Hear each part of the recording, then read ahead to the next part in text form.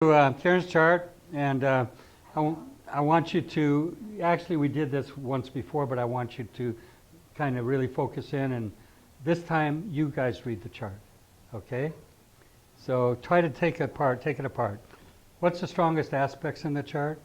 Okay, let's do it this way. I'll give you this. Let me do this much for you.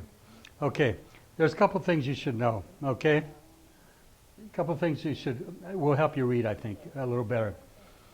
There's something called the destiny ruler. You know what destiny ruler is?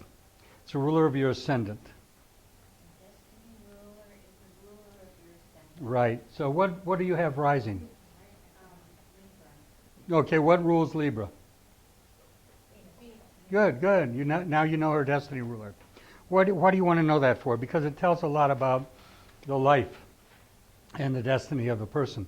Now, the amazing thing about it is that you once you find it, you're going to also look at the aspects to it and try to understand, what the message is from that planet. Okay.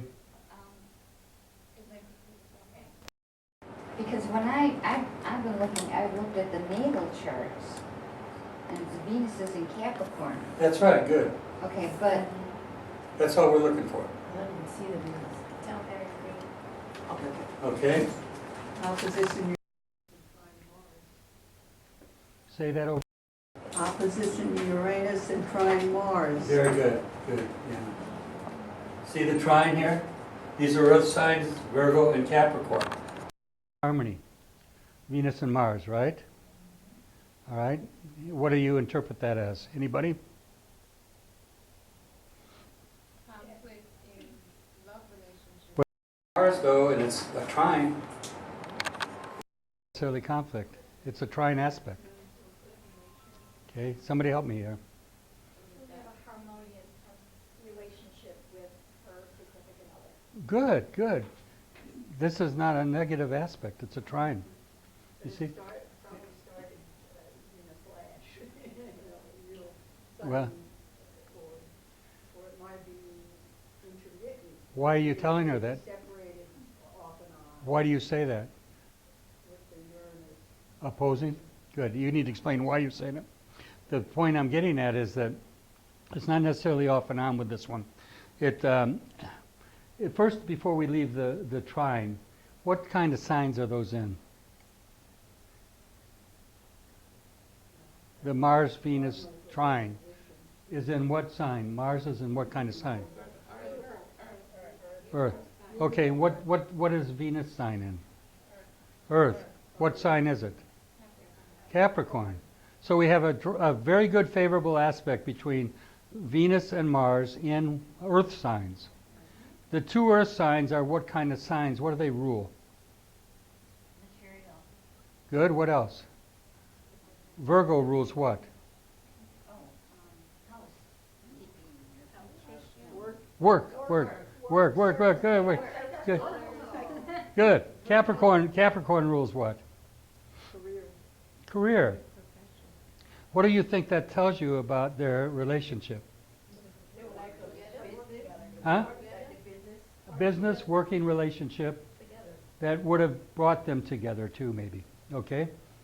I would bet that you wouldn't have met him if it hadn't been for the work relationship.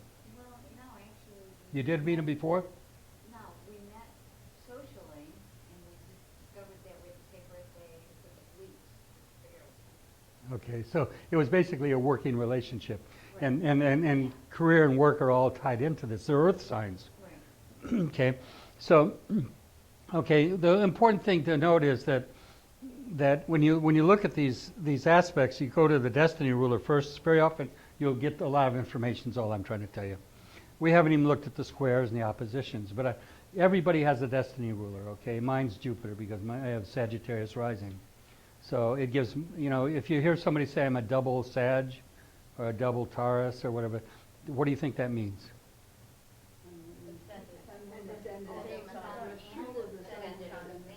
A sun and ascendant are the same, right? So if you're talking to somebody, they're going to see one thing about astrology. It's like once you learn the language, you know when other people know it too. you'll know very quickly how much they know, because you can't fool anybody with astrology. You know what I mean? You either know or you don't. You know the language and you know those shortcuts and you know all the meanings. So a double Sag or double Taurus, excuse me, double Sag.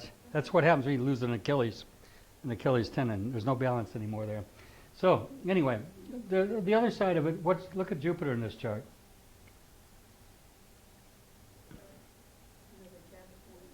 Okay. First of all, is that a good place for Jupiter, though? No. Why? Well, it's exalted in the opposite sign, Cancer, and it's called the fall when it's in the opposite sign of that. So what is it? Capricorn. It's a hard sign because that's Saturn's sign, which is a sign of limitations and restrictions. One thing I've noticed about Karen, and I say it lovingly to you, honey. I always preface that when I'm going to throw a dart at you. I say it lovingly, but one thing is your view of the future is very often negative. You know what I'm saying? Well, I'm trying to be hopeful. Yeah, but it's a lot of effort. You see? I'm trying to too. See, but that's Capricorn talking. Okay. Capricorn is let's get real. Yeah. Jupiter's optimism and faith, right? Capricorn's but look at all the blocks and the stones ahead of me that I got to climb over. That's Capricorn, okay? The goat sign, okay? So as much as anytime you bring up a subject with you, it's like there's the fear that you can't do it. There's the fear that the future doesn't hold that opportunity for me. And I think that one of the things when you see that position, it's a hard position for Jupiter, okay? Who wants to be optimistic, foresighted, farsighted, visionary. That's what Jupiter's all about. You put it in Capricorn sign, Capricorn's saying, I can't. And you kind of say that to me about astrology a lot. I can't, I'm not sure, I can't get it, I can't, right? That's, you're trying, yeah. I have to study hard. I know, but Capricorn, listen, talk to her. Capricorn talking because you're saying I have to work for it. You're like predestining yourself that everything you do, you're gonna have to work for. Yeah. So Well, you're telling yourself that. Oh, okay, so. You're affirming it before okay. you even get And it's in started. the lower So- mind house. Okay, too. so I really need to meditate on winning the lotto, or what? I mean, in Well, case no. of astrology, why do you feel like you're gonna have to work for it? Why can't it be fun? Why Oh, can't no, I want you it to be see? fun, it's just that because it's so even though I've been seeing astrologers, I've never really, Understood it. and I've never studied it. This is the first time I'm actually attempting to study it. Okay. So, Here's the thing, you're not attempting, you're doing it. okay. I guess is that the tone of your optimism is always tarnished with this kind of obstacle thing. You understand where I'm getting at? That I can't. There's always that background noise that I can't, but I'm gonna keep trying, but I can't. Well, I mean, like right now, I have so much on my plate, so it's hard for me to focus. It's hard. No. What does Saturn rule? Hard. Rocks, crystals, minerals. Yeah. You see. I mean, I have a lot on my plate. I'm telling you, a lot. And we don't doubt that. We don't doubt it. We're going to take you apart, though, if you keep us up here. Okay. So, okay, come on, guys. Read more of this chart. What aspects are hard in here? Let's go to the aspects. Aspects are the main thing in a chart. That's what you're going to you're going to really hit the hard notes of the chart when you do the hard notes, the hard aspects. So tell me what's the main aspects you see here.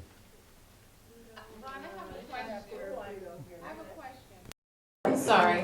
When you're doing a reading and you notice that the person has,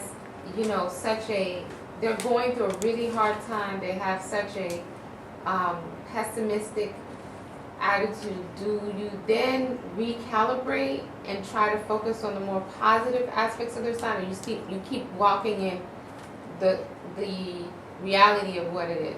Here's what I do with a chart. Okay. I cut to the bone and say, I gotta stop saying that. I'm not liable to end up being cut to my bone. I notice that I tend to use words like, I used to say, when I talk about Job in the Bible, I talk about, and his Achilles heel was this and that, and here I have a separated Achilles. So I'm very aware when I say things that sometimes I'm prophesying my own danger. You know, like maybe possible injuries or problems. But anyway, here. So, man is perfect in speech, is perfect in every way. I want to be perfect, see? Anyway, back to your question. My goal as an astrologer is to show them the weaknesses, the problems, the areas of conflict. My ultimate goal is to take them beyond that and give them a means and a method by which they can resurrect off that cross they're on in their chart. And the only way I can do that is to change their response. Because I can't change what's happening to them, but I can change how they respond to it. If I can change the response from cursing, cussing, accusing, blaming others, blaming themselves, all the guilt stuff, if I can get them out of that state and into a state of faith in good, trust in good, praise and giving thanks, then I can get them above their cross. Because I know the method to resurrect off of a cross. The interesting thing with Jupiter, especially in Jupiter's strong in this chart, it's doing what? Squaring Neptune, right? It's a wide orb, 10 degrees. But because they're angular, it tends to take on more strength, even though at 8 degrees normal orb. The one thing you'll learn as you do astrology is you break the rules. And being a Sag, I always do anyway, but that squares 10 degrees apart. And so he say, oh, it's too far out of orb. It's 2 degrees past orb. I say it doesn't matter because they're angular, they're strong. But this square to Neptune, and what? Yeah, good for you. Yeah, well, that's good though. The Sun, Pluto, and what's this is Moon is a cross, right? This is Saturn, Sun, Moon, right? Okay, so that's the main cross of the chart. Huh? Yeah, it's opposition. No, leave Scorpio. It's 150 degrees, right? Exactly quincunx, 150 degrees, not in opposition. So, quincunx, by the way, I don't usually. Yeah, the Moon is exactly square Saturn, and by conjunction, it's also squaring Mars. You see, these two are together. They're wide orb, but because this hits in between right here, it brings them both into a square. Okay, so we have anybody help? I'm trying not to read the chart. Moon square Mars Saturn. Give me a reading. Anybody? Well, the moon is in the 8th house. It's in the house of death. And Saturn could stand for the father Or the husband. or the husband. Good for you. Good for you. Mars is the violent or so.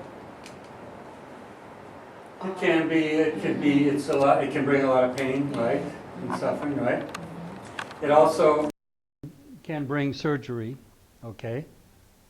That's on that cross with your moon. Okay. So also, what else? What else? Isn't the moon like the home?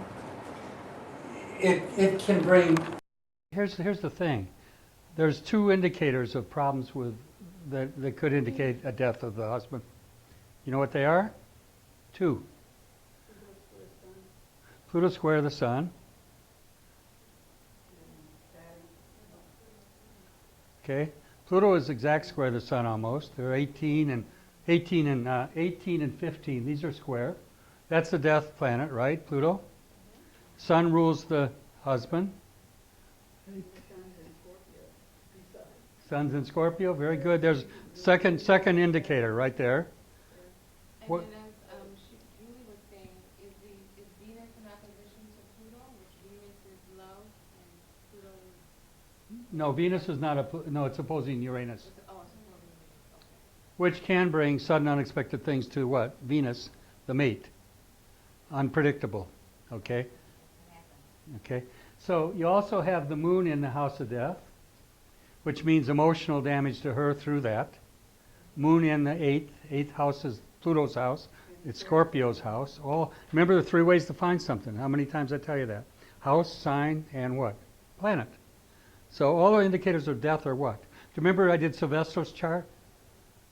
We had Pluto, Saturn, and Mars on a cross.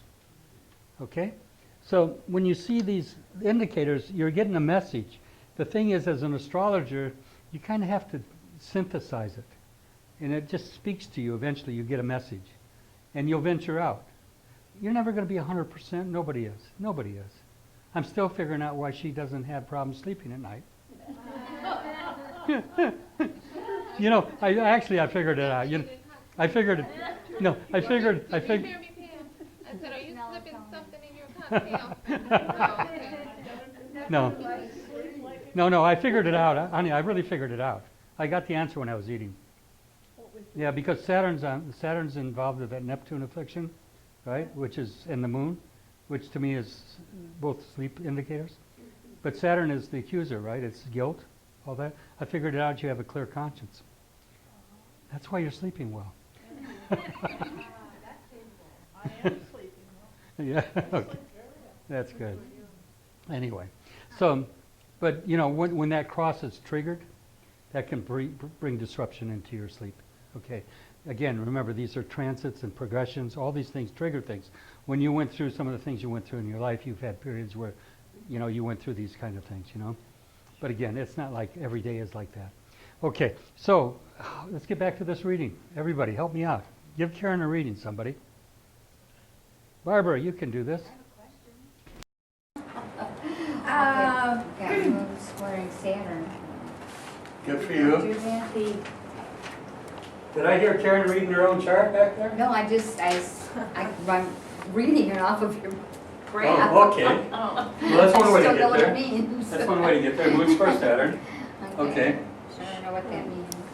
Anybody want to help her with Moon square Saturn?